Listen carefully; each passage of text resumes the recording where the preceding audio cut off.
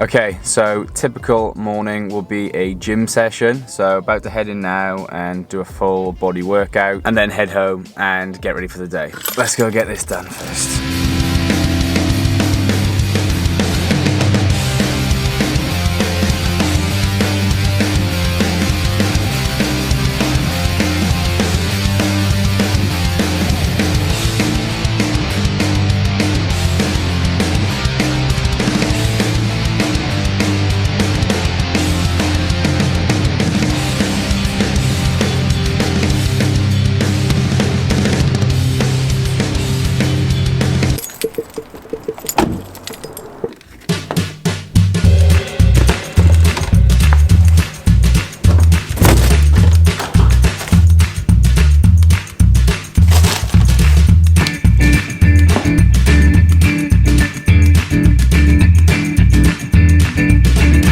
Okay, so a common question is how do you get into tech sales and do you need a degree to get in? I'll split the question into kind of two parts. So one will be my own experience and then two, kind of just a general thought about how you might be able to go about doing it yourself. So I got into tech sales by complete accident. It definitely wasn't something that I knew about prior to university or while I was at university or even graduating university. I didn't know. I was studying sport and social sciences at the University of Bath, and once I graduated, I had no idea what I wanted to do long term as a career. Originally I thought about maybe being a strength and conditioning coach or a PT, PE teacher. They're all different things that kind of crossed my mind. Anyway, once I graduated, I was working back home in a restaurant, applying for anything and everything that I could find online without really knowing what the jobs were, or I had no idea basically what I was looking to get into. Then my girlfriend's family recommended that maybe I look into tech sales. So I ended up going to a recruitment company that kind of specialized in finding graduates and then placing them in these tech sales roles. So I went to the assessment day, it went quite well. I then got offered a job by the recruitment company that I did the assessment day with. Just took the first job offer that they gave to me because I just wanted a job and didn't really know what else to look for, and I'd been rejected so many times in my own search for a job that the first one to offer it to me just accepted. Anyway, worked as a recruiter there for a bit and was basically recruiting graduates to come to the assessment day, and then if they were successful they'd be placed at the tech companies in a sales role. Long story short, I kind of finished with that. Wasn't really interested in that side of things, but at that point I'd gained enough experience to kind of know what to look for in a role, how to reach out to businesses, and I basically reached out to a tech company and managed to get a role in tech sales, and then that's kind of the industry I've been in ever since. Now, if you're considering a tech sales role, usually in the UK, having a degree is an advantage. It does help just to get your foot in the door for that first interview, and often companies do require that you have one. I think that is slowly changing and more people are getting in without a degree, and I think that's amazing. That it shouldn't just be based on that. A lot of what you kind of do in sales can be taught. I don't think a degree is essential, but you know, a lot of these companies still look for that, and a lot of recruitment companies still look for that. So the recruitment company that I used to work for specifically hired graduates. So again, they just finished university, get them into an assessment day, and then we'll go to a tech company.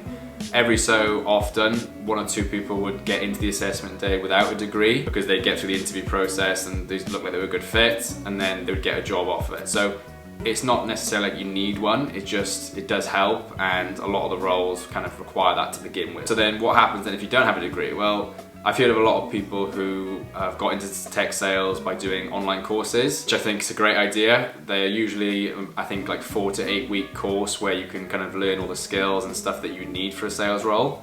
And I think companies are now looking at them as quite a good option. I can't really recommend any courses because I've never actually looked into that side of things and haven't done it myself. So I couldn't really give you a course to look at, but it's definitely worth looking into and searching because it's definitely a way into tech sales if you don't have a degree. Also, if you're not already, I'd get on LinkedIn, create a profile, and start connecting with recruiters there, and also with other people at different businesses that you potentially like the look of. How I got my current job was through LinkedIn. So I literally reached out to the person who would be my manager if I got the role. So I would definitely recommend finding someone at the company that you like, who would potentially be your manager. Reach out to them with a personalized message, kind of just highlighting why you want the role, and that can often be a good way of getting your foot in the door and kind of bypassing the interview process a little bit.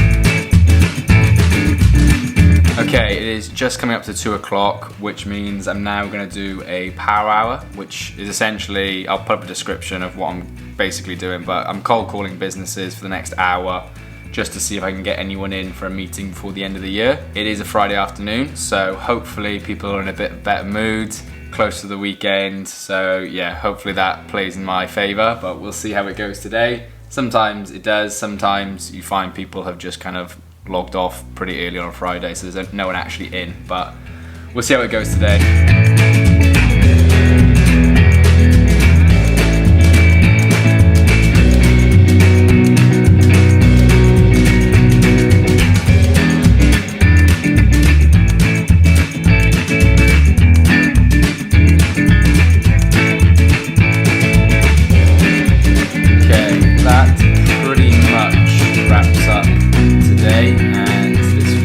So just closing out pretty much everything, just updating certain CRM platforms, make sure all the stuff is logged and whatnot.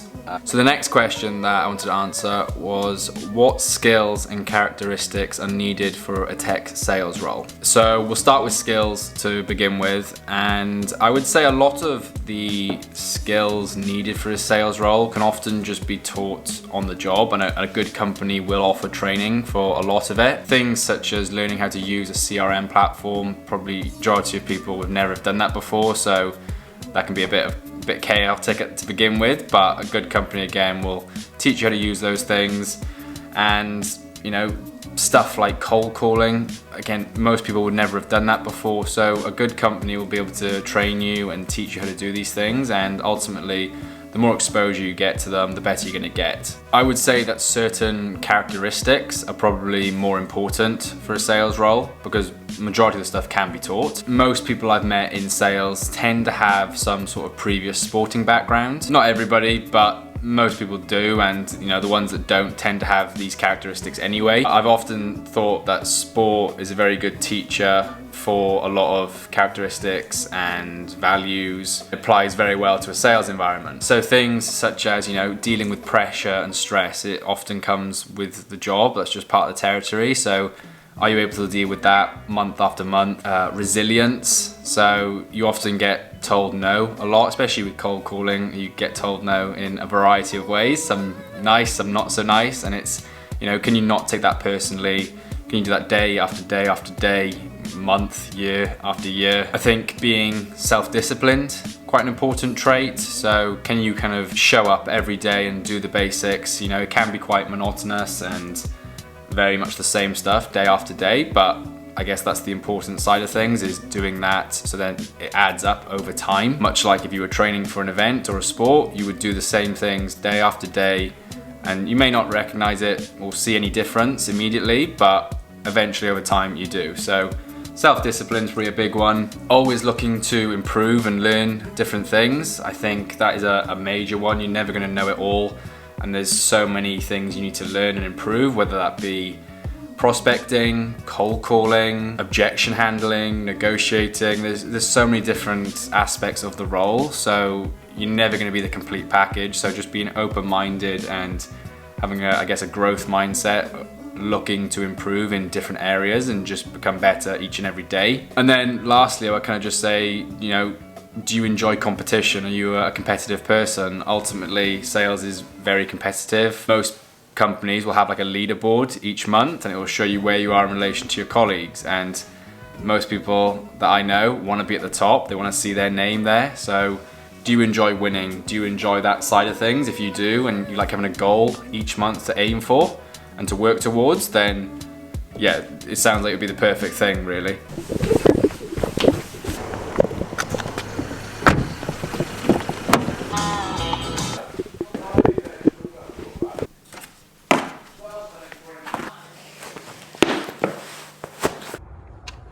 Okay, workout number 2 of the day, just doing a few hill sprints. I'm trying to get back into running because I'm doing a half Ironman next year. Haven't done any running in about 4 months because I hit my groin.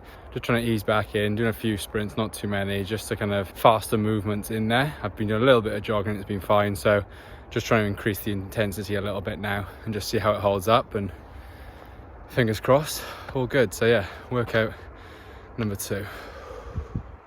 It is cold. I think it's minus something, but get it done.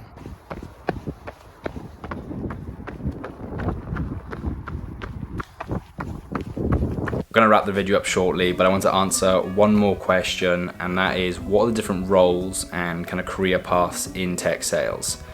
So if you're currently searching online, looking for roles, then the type of things that you want to look for, probably like inbound BDR, BDR, BDE, SDR, ADR, they've got all these different names, but they're pretty much the kind of entry levels into sales kind of roles that you're looking for. So I'll put the full names so you can kind of look for them online. Typically, after that, the next role you're going to be looking at, depending on the size of the company, but it would either be like a more senior BDR or an AE. Obviously, it will vary depending on the size of the company. If you're in a startup, for example, then the progression might be a lot quicker to an AE than opposed to a bigger tech company where there might be a few more steps before you get there. So let's say then you get to that role. There's kind of almost 3 levels, but again, it depends on the business and the product that they have and who they're selling to in terms of other businesses. But you're kind of looking at like lower SMB, upper SMB, mid-market / enterprise levels. Now,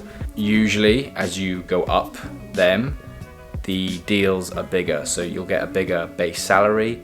The commission will be bigger because you're dealing with bigger companies, and often it's a longer sales cycle as well. But again, a lot of it depends on if your product is aimed at that level. So sometimes it won't be, so you don't go up that high, but then that's when people might look to move to other companies. After that then, once you've kind of been in that for, I don't know how long you kind of decide to, it would likely go into a management role, so probably like a sales manager, and then maybe a VP of sales, and then director level, so MD, and then moving on to potentially CEO.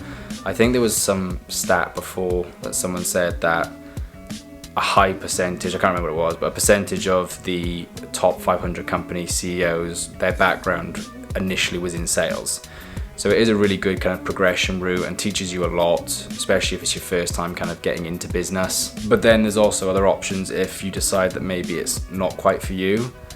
People sometimes go into other roles within the business, so like customer success or account management, where you're dealing with the customer side of things, trying to upsell and upgrade. Maybe want to go into partnerships, so dealing with agencies and trying to bring clients on that way. But it really depends kind of just what your aim is and where you want to go. But the best thing is that there is a clear progression path and you kind of know where you're going next. You know, if you're doing well in this current role, you know, okay, it's time to move potentially onto something else. So for that sense, it is good. And again, if you're someone who's very, I guess, likes to see themselves improve and likes to keep working towards a goal and progressing, then it would be, again, a perfect kind of field that for you to get into. I feel like I just rambled a little bit there towards the end, so hopefully all that made sense, but I'm gonna call it a day there. So thanks for watching the video. I guess if you've watched up to this point, then you're likely interested in tech sales. So yeah, feel free to leave a comment if you've got any questions about anything, and more than happy to answer them. Feel free to connect with me on LinkedIn, whatever it is. So yeah, thanks for watching. Hopefully you enjoyed it, and see you in the next one. Cheers.